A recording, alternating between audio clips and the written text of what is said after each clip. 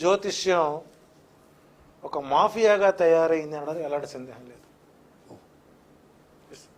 ఒక రకంగా చెప్పాలంటే పాక్ ఉగ్రవాదులు తీవ్రమైనటువంటి జ్యోతిష్య ఉగ్రవాదం, సంప్రదాయ ఉగ్రవాదులు, సాంప్రదాయం అన్నది మళ్ళీ ఆధునిక ఉగ్రవాదం. ఆధునిక ఉగ్రవాదం, సంప్రదాయం అనే పదం మనం అసంప్రదాయం ఎలా తీసుకున్నా పర్లేదు. హాస్యం కామెడీ ఏంటంటే ఉగాది పండుగ రోజున జరిగేటువంటి ఉగాది పంచాంగం అనేటువంటిది వ్యక్తిగత జీవితాలకు పోల్చడం మన దౌర్భాగ్యం. అంటే ఇక్కడ జ్యోతిష్య శాస్త్రం, జ్యోతిష్యం, జాతకం ఈ రెండిటికి సంబంధం లేనటువంటి కాన్సెప్ట్స్ అవి. జాతకం వేరు, జ్యోతిష్యం వేరు. ఓకే, జ్యోతిష్యం అనేటువంటిది ఒక సమిష్టి శాస్త్రం. యావత్ ప్రపంచానికి లగధ మహాముని ఇచ్చినటువంటి సందేశమే ఉగాది. అసలు ఉగాది అనే పేరు కనుక్కుంది ఎవరు అంటే ఆయన. మనకు రాముని యొక్క పుట్టినటువంటి మాసం నుంచి మనకు చైత్ర మాసంగా పెట్టి ఉగాది చైత్ర మాసాన్ని మార్చారు. ఇది చాలా మంది ప్రేక్షకులకు తెలియని అంశం. కృత్తికా నక్షత్రంతో ఆరంభమైనటువంటి కార్తీక మాసమే ఉగాదికి ఆరంభం. ఇది ఒక మళ్ళీ కాంట్రవర్సియల్ స్టేట్మెంట్ అనుకోండి. అంటే ఉగాది కార్తీకంలో చేసుకోవాలి, నవంబర్లో మొదలవుతుంది. కానీ ఏమైంది, అది చైత్ర మాసానికి వచ్చేసింది. చైత్రమాసం రాముని కళ్యాణం పెట్టినప్పుడు చైత్ర శుద్ధ నవమి, రామదాసు పెట్టిన కళ్యాణం. అసలు రాముడు జరిగిన కళ్యాణం వేరు, దాని సంప్రదాయం వేరు. చివరికి ఏమైందంటే ఏదో ఒక పిచ్చోడి చేతిలో రాయి మాదిరిగా గ్రహాలని ఆడుకోవటం మా వాళ్ళకి బాగా అలవాటు అయిపోయింది. కాబట్టి ఇక్కడ ఒక సంవత్సరం, ఈ సంవత్సరం మీనరాశిలో ఏర్పడినటువంటి గ్రహ కూటమి ప్రభావం ఈ సంవత్సరం వరకే ఫలితాలు మనం లెక్కేసుకోవాలి. అది షడ్గ్రహం అంటే అదేనండి, షడ్గ్రహం అంటారు. మా వాళ్ళు అష్టగ్రహాలు కలిపి తెచ్చి వీడే పెద్ద గ్రహం సమాజానికి, మేమే పెద్ద గ్రహాలం, అందులో ఎటువంటి సంశయం లేదు. కాకపోతే ఒక సింగిల్ బెడ్రూమ్లో 6 గ్రహాలు కూర్చున్నప్పుడు కొంత ఒత్తిడి జరుగుతుంది. దానికి సంబంధించినటువంటి అంశాలను మనం చెప్పుకునేటప్పుడు వాటి ఏ కేంద్రాల్లో ఉన్నాయి, వాటి ఏ డిగ్రీస్లో ఉన్నాయి, అవి ఏ నక్షత్రాలకు వచ్చాయి, ఆ ఉన్న ఇంటి ఆ నక్షత్ర ఫలితాలు వస్తాయా కావా అనేది ఒక కోణం ఆలోచిస్తే, యావత్ ప్రపంచానికి తీసుకున్నప్పుడు ఒక విధి విధానమైనటువంటి ప్రిడిక్షన్ వస్తుంది. కుజుడు యుద్ధ ప్రీతికారకుడు అని అర్థం. ప్రపంచ దేశాలలో అన్ని దేశాలకి, ప్రధానంగా America, Canada, Britain, Japan, Italy, Israel, Russia, అట్లాగే పాకిస్తాన్, కొన్ని ప్రాంతాల యొక్క ఎస్టాబ్లిష్ అయినటువంటి కొన్ని డేట్స్ ఉంటాయి. ఉదాహరణ ఇరాన్ ఉంది. ఇప్పుడు ఇరాన్ మన భారతదేశానికి మద్దతు కోరుకుంటుంది. కారణం ఇజ్రాయెల్ మనకు మద్దతు ఇచ్చింది. కారణం ఏంటి, 1979వ సంవత్సరం ఏప్రిల్ 1వ తారీఖున ఎస్టాబ్లిష్ అయింది ఇరాన్. 1979 ఏప్రిల్ 1 ట్రూహాన్లో ఎస్టాబ్లిష్ అయింది. ఆ తర్వాత 2015లో ఒబామా ఇటలీతో అణు ఒప్పందంతో సంతకం పెట్టాడు. Reminder this. మళ్ళీ ట్రంప్ వచ్చిన తర్వాత 2024లో ఇటలీతో ఒప్పందిస్తున్నటువంటి అణు యుద్ధాన్ని రద్దు చేసుకున్నాడు. సో ట్రంప్ గెలవడం ఇటలీకి ఎఫెక్ట్.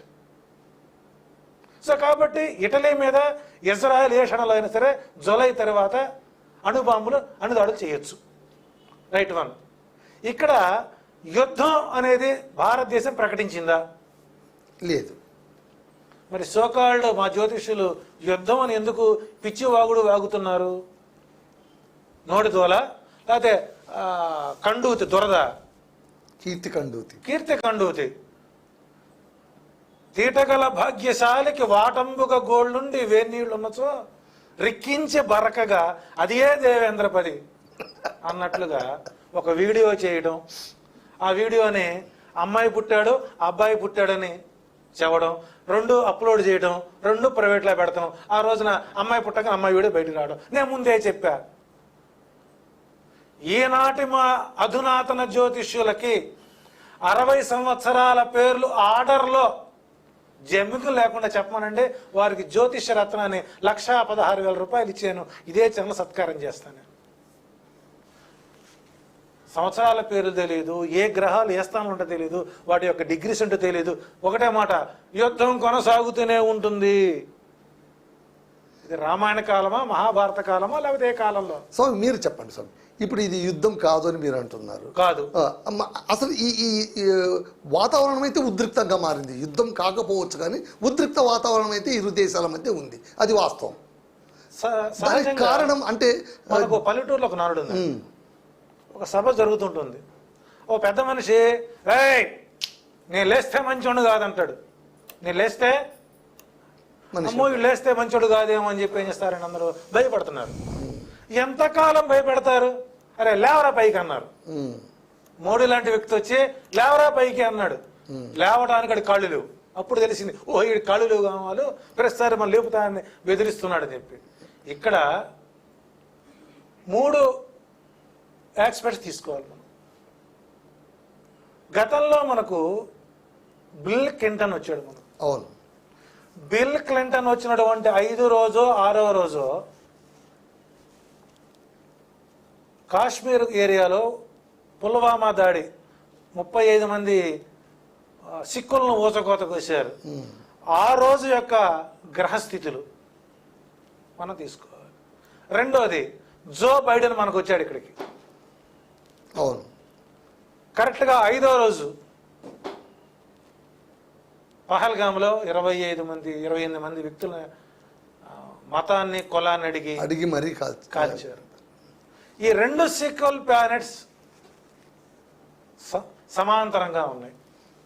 అంటే అమెరికా నుంచి మనకు ఏ అధ్యక్షుడు ఉపాధ్యక్షుడు వచ్చినప్పుడల్లా ఒక ఉత్పాతం జరుగుతుంది. భారతదేశంలో ఎక్కడో ఒక ఉగ్రవాద దాడి జరుగుతూనే ఉంది. అట్లాగే గతంలో మనకు లుంబిని పార్క్ సాయిబాబా టెంపుల్స్ కానీ అప్పుడు కూడా ఒక అధ్యక్షుడు మనకు వచ్చాడు. అది ఓసారి రాజశేఖర రెడ్డి గారి గవర్నమెంట్లోనూ ఆ తర్వాత గవర్నమెంట్లో జరిగింది. ఇక్కడ కేవలం భారతీయుల యొక్క మనుగడకు, అంటే ఇప్పుడు భారతదేశం అత్యంత శక్తివంతమైన ధనిక దేశం నా దృష్టిలో.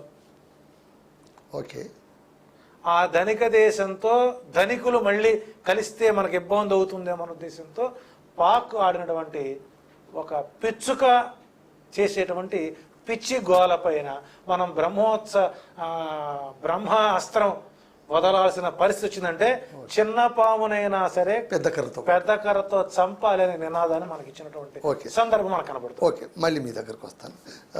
వినయ్ జితేంద్ర స్వామి, స్వామి మీరు చెప్పండి, మీ దృష్టిలోన అసలు ఈ దాడి ప్రతి దాడి అనుకుందాం, యుద్ధం అనేది పక్కన పెట్టేద్దాం అంటారు. నిజంగా ఇది యుద్ధం కాదు.